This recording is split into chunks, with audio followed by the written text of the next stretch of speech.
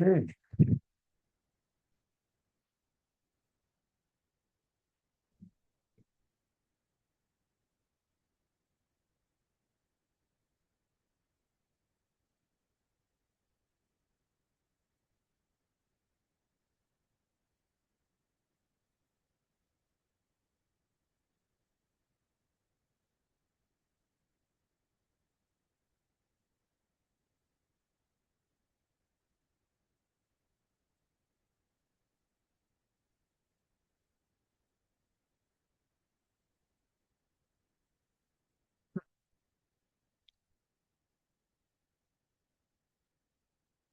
Okay. Well, greetings. I see it's just after 1 o'clock. Okay, so I'm not sure if we're going to get many more people joining us.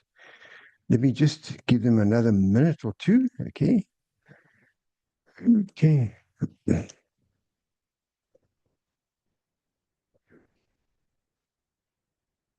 Okay. So,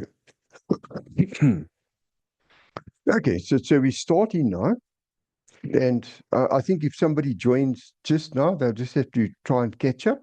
Okay, and that's not the worst. It's not too bad. I think we'll be able to live with that. Okay, so let us open in prayer. Okay. Father God, thank you for this wonderful opportunity to share your word with other people. And I just pray that as time goes by, this meeting on Sunday afternoon will grow from strength to strength.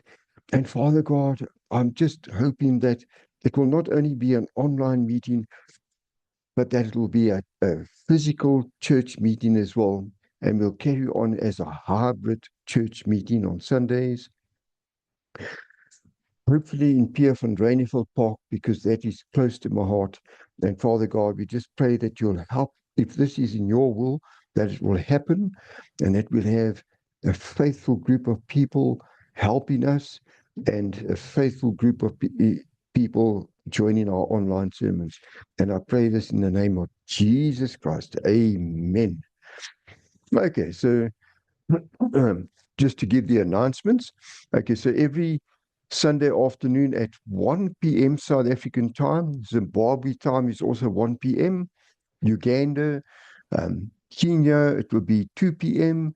And if you're in Pakistan, it will be 4 p.m. Okay, it's in English, it's just myself. And at this point in time, it's just opening prayers, announcements, there's a sermon, and closing prayers. And we are working on trying to bring in some singing. So we'll actually start off the sermon with singing, and we will take it from there. Okay. Now, today I'm going to speak about the gospel. And if you look at the screen, you can see the screen. You see there's my ordination certificate. I was ordained as a priest in the Catholic Church in 2007. Wow, and if you think about it, that's nearly, it's nearly 20 years ago. Wow. Okay, so nearly 20 years ago. Yeah, okay. And okay, so a lot of people used to call me Father Franz, okay. And although I didn't practice as a priest for very long, because I did find a priest in our local community who was indulging in sexual practices with children, and I reported this priest, and I knew somebody would be kicked out of the church, but this particular priest who was doing the sexual misconduct, he was still a very well-respected member of the community. And at one point in time, he even was consecrated as a bishop. And I was maneuvered out of the church.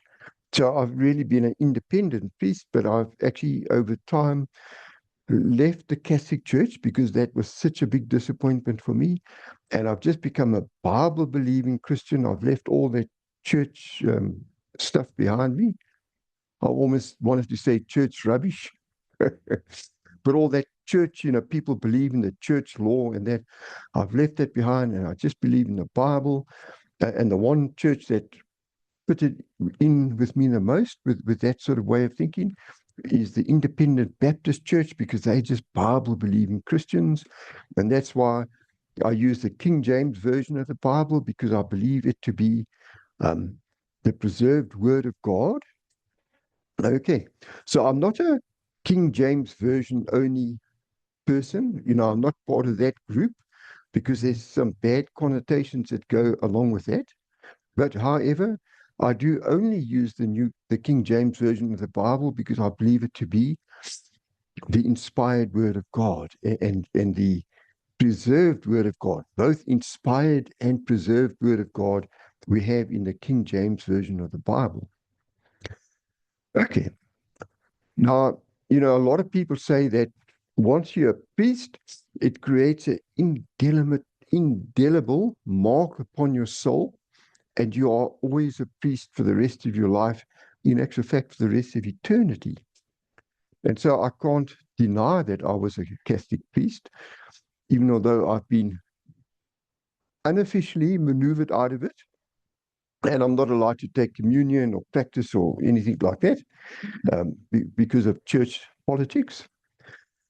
But I'm now a independent Baptist, and because of that peace training and that role of being called a father, if you want to call me a title, rather call me pastor, because being a priest is also similar to a pastor, except a pastor is without all that church law and stuff which comes along with it.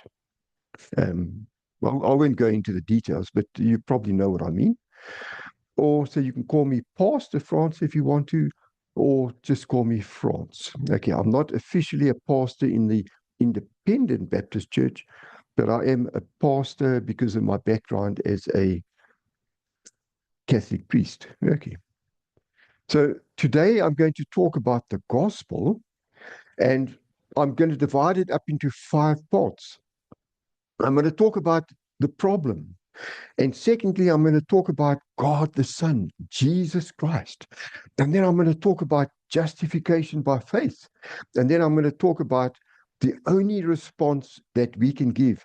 Once we know about the problem, Jesus Christ and justification by faith, there's only one response that we can give. I'm going to talk about that one response. That's the 4th point. And the 5th point is we're going to look at the call to action.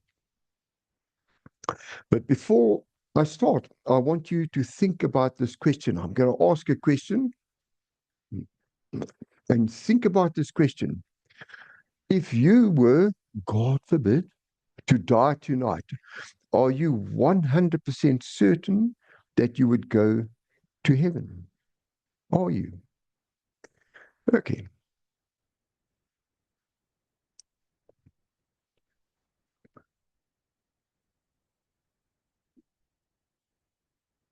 So let's look at the problem. The first point, the problem. Now, since Adam and Eve sinned in the Garden of Eden, we have all been born into sin because we are all descended from them. Now you might say, but how do we know that we are children of Adam and Eve? Maybe there were other people, and there's so many arguments. Okay. But what does God say? What does God say in the Word of God, in the inspired and preserved Word of God, the King James Version of the Bible? What does God say? Well, I'm just going to quote to you Genesis chapter 3, verse 6. And I'm going to read from verse 6 through to verse 8. Okay. And when the woman saw that the tree was good for food and that it was pleasant to the eyes and a tree to be desired to make one wise, she took of the fruit thereof and did eat, and gave also unto her husband with her, and he did eat. Verse 7, and the eyes of them both were opened, and they knew that they were naked, and they sewed fig leaves together and made themselves aprons. Verse 8, and they heard the voice of the Lord God walking in the garden in the cool of the day, and Adam and his wife hid themselves from the presence of the Lord God amongst the trees of the garden. Now that's the end of that verse. So there we can see how Adam and Eve sinned because God had told them not to eat of the fruit of the tree of the knowledge of good and evil, and they had eaten of that, and therefore they had sinned. And we are all descendants of Adam and Eve, all of us. Let's look at the Genesis chapter 3, verse 20. And Adam called his wife's name Eve, because she was the mother of all living. Now, we are part of the all living, aren't we? You see, Adam and Eve had access to the tree of life. They could eat of its fruit and live forever. Did you know that? They weren't going to die. They were just going to live forever. What a beautiful thing. They were not allowed to eat of the tree of knowledge of good and evil, but they could eat every other tree. And there was also a tree there, the tree of life, but they were allowed to eat of that, and they were allowed to live forever.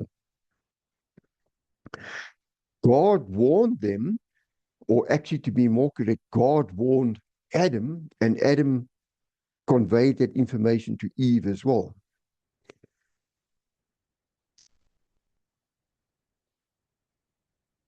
God warned them that if they ate of this tree, they would surely die.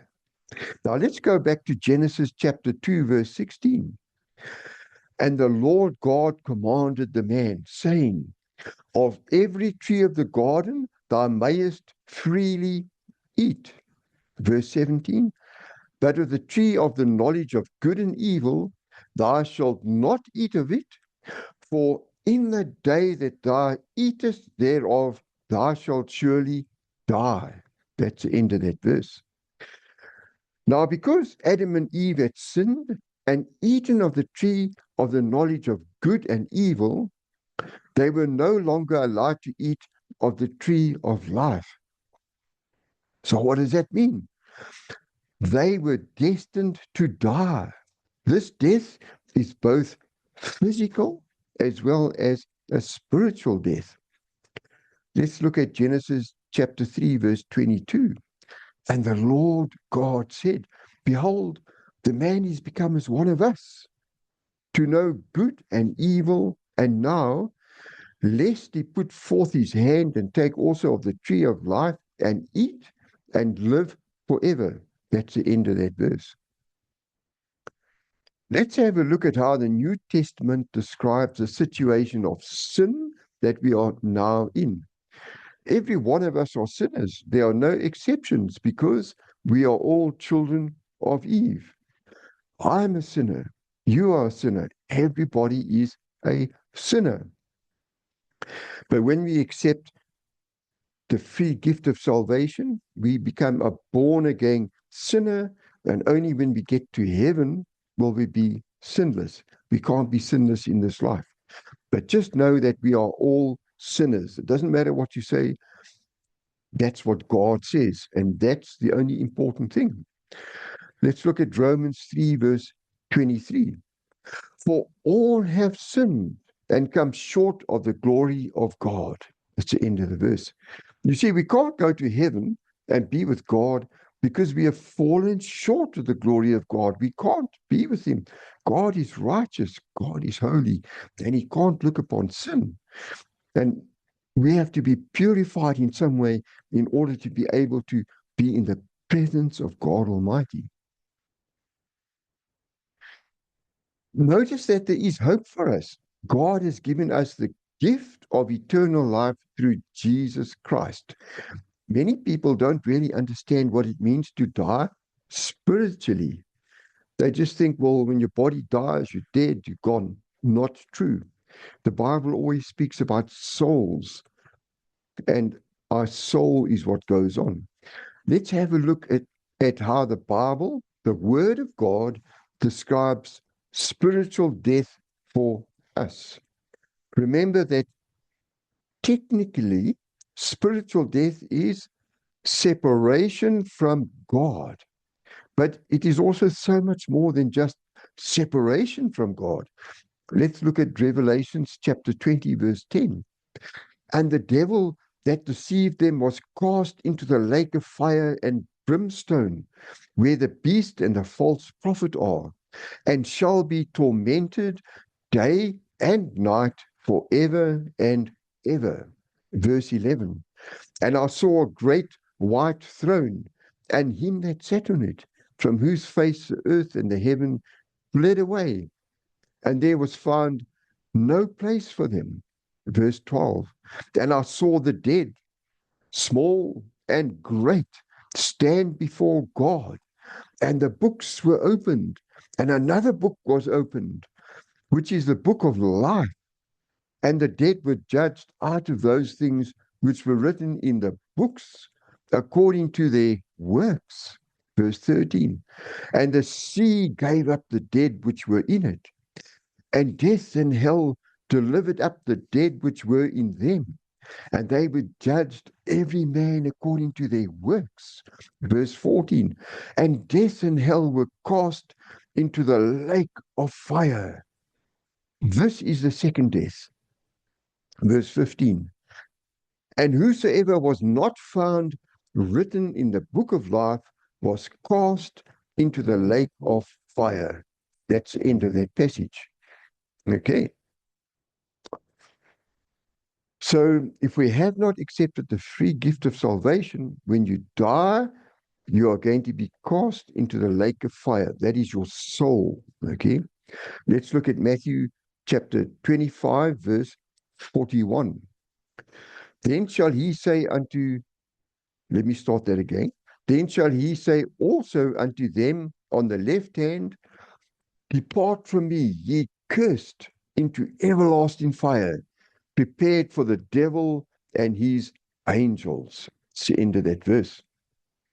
Okay. So we are all sinners. I am a sinner. You are a sinner. Everybody is a sinner. How did Jesus Christ describe the sin that we are living in? Well, let's look at Mark chapter 7, verse 20. We're going to read 20 to 23. In verse 20, and he said, that which cometh out of the man, that defileth the man.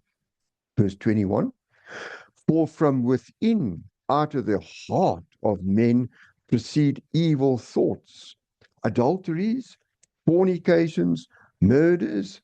Verse 22, thefts, covetousness, wickedness, deceit, lasciviousness, an evil eye, blasphemy, pride, foolishness.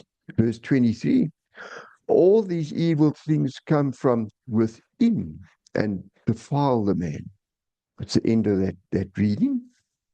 Okay, you might say, but what does lasciviousness mean? Indeed, what does it mean?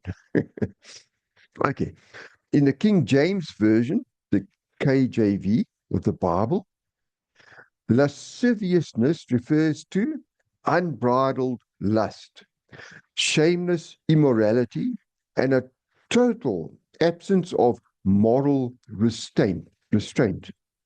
It describes a lifestyle driven by a desire for sensual indulgence, often without regard for decency, law, or the consequences of one's actions. Now, I'm going to talk to you a little bit about Jesus Christ. This is the second point we're going to talk about today. God the Father, Jesus Christ. God the Father sent God the Son, or Jesus Christ, also known as the Word of God, to live on earth as both a man and as God at the same time, so that Jesus Christ could be sacrificed on the cross for our sins. Through this, we receive salvation from being a sinner and can become righteous before God the Father Almighty. Now, it's important to understand that one God, three persons in one God. The God the Father is as much God as is God the Son or God the Holy Ghost. God the Son, or Jesus Christ, is as much God as is God the Father or God the Holy Ghost. God the Holy Ghost or the Holy Spirit is as much God as is God the Father or God the Holy Spirit. Three persons in one God.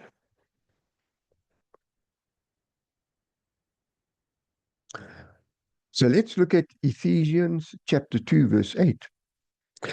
And let me start that again. For by grace are you saved through faith, and that not of yourselves, it is the gift of God. Verse 9, not of works, lest any man should boast. Let's look at Acts chapter 4, verse 12. Neither is there salvation in any other, for there is none other name under heaven given among men whereby we must be saved. And a big welcome to Rahad who's joined us. Welcome. Okay, we've started already.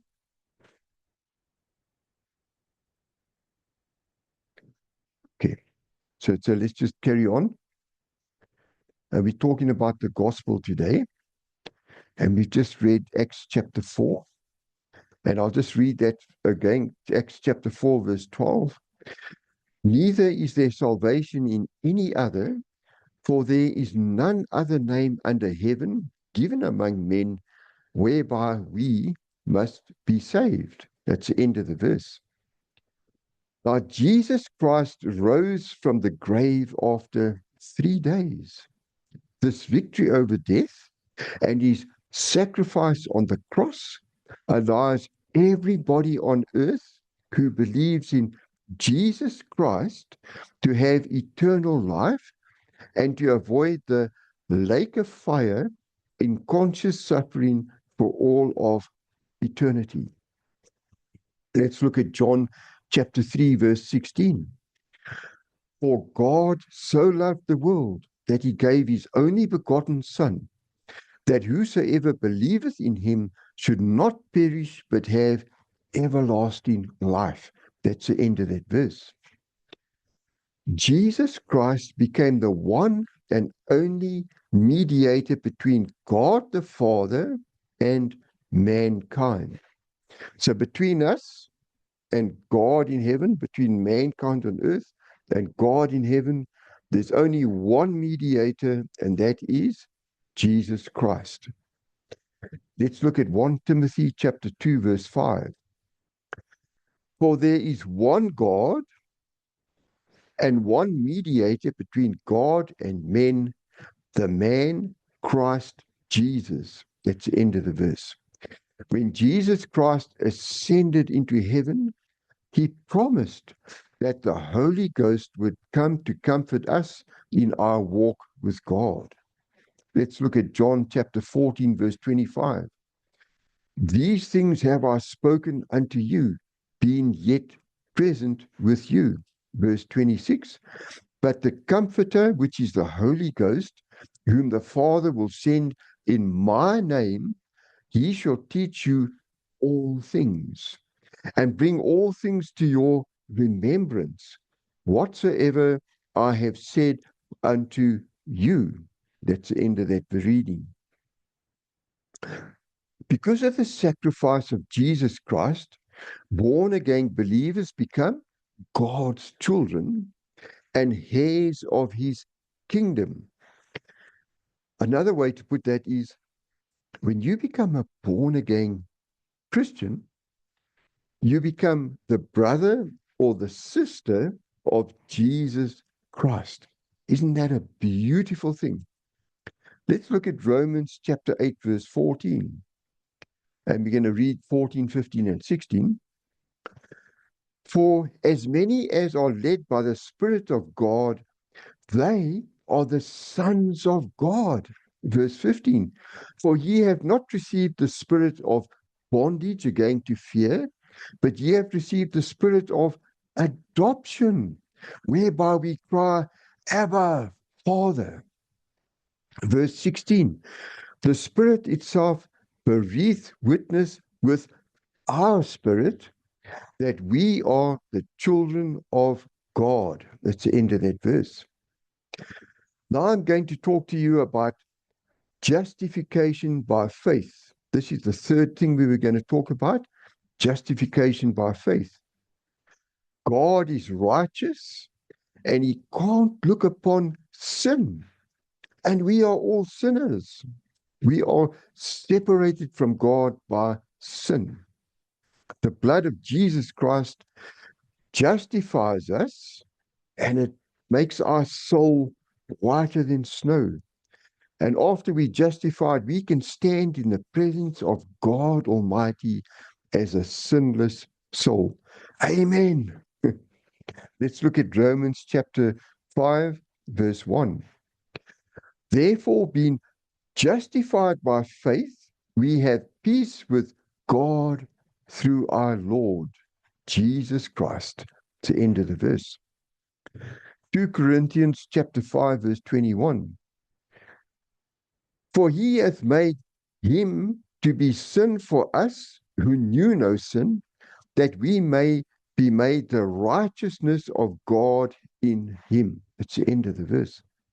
So you see what's happening there. For he hath made, so he is Jesus Christ, has been made to be sin. So, and he did that for us because Jesus Christ knew no sin. And he did that so that we might become righteous before God.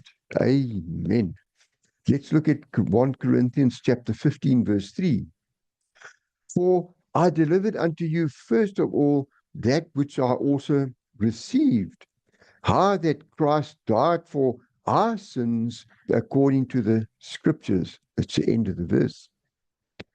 And if you look at verse 4, and that he was buried, and that he rose again the third day according to the scriptures.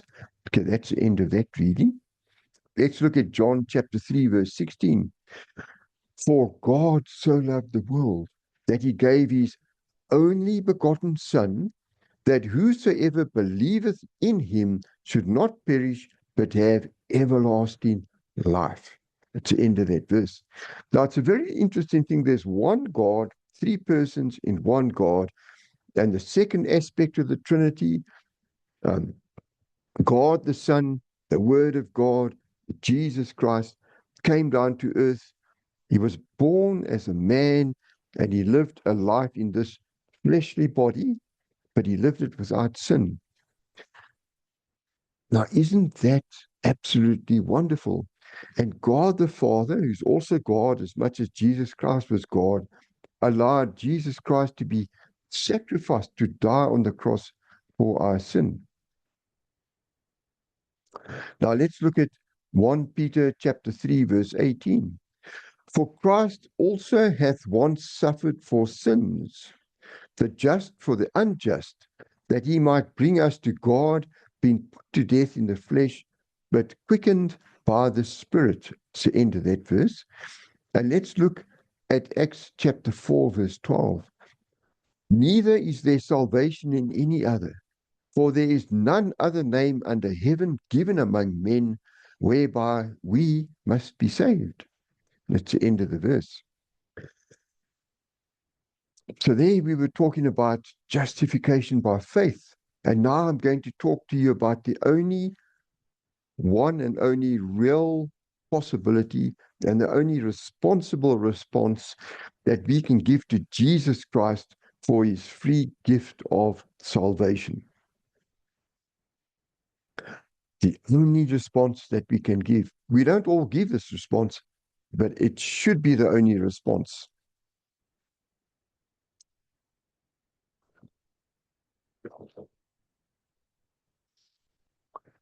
Now, as you know, salvation cannot be earned by works or meditation or any other spiritual exercise or method or philosophy or alternative religion.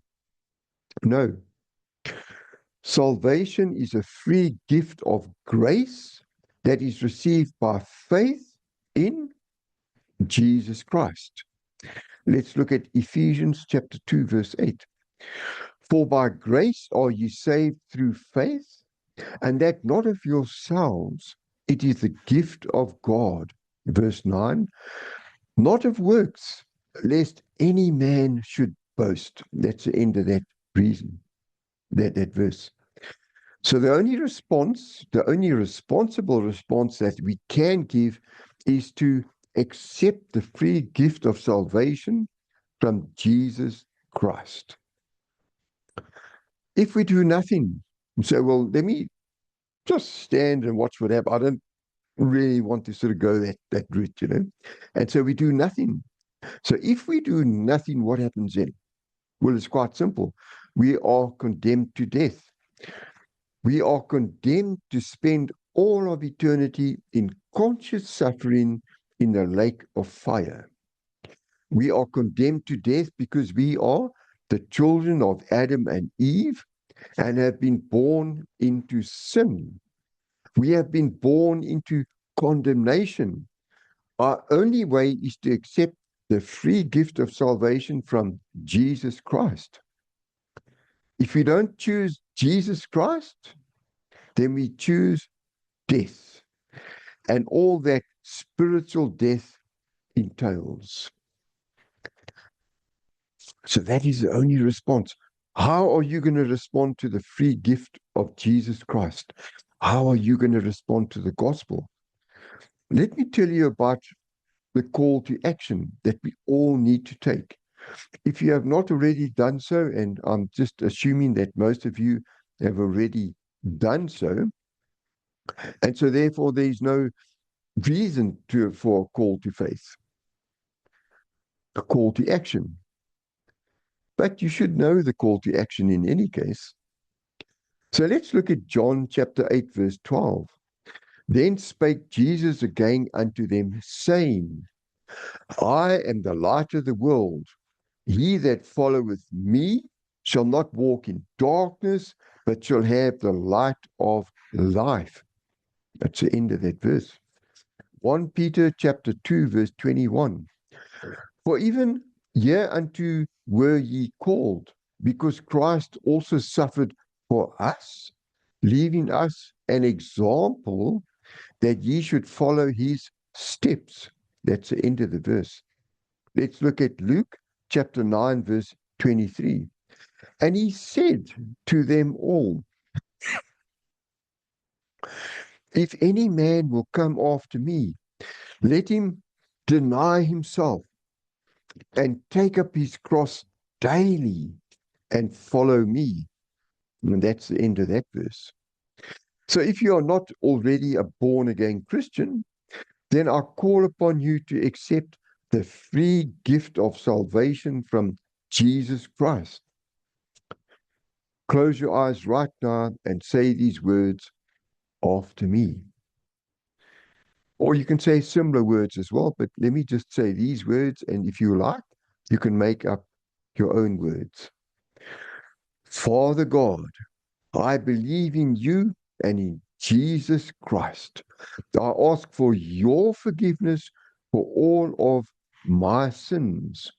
I accept your gift of eternal life. I commit to follow you. I ask this all in the name of Jesus Christ. Amen. Now, in conclusion, I spoke about the problem in which we saw we were all sinners. I spoke about God the Son, Jesus Christ. I spoke about justification by faith to show you how we can actually reunite with God in heaven through being justified by faith. And I spoke about the only response that we can give, that we should give, and the call to action to just accept the free gift of Jesus Christ. So if you are still not a born again Christian, then let me ask you this question again. If you were to die tonight, are you 100% certain that you would go to heaven?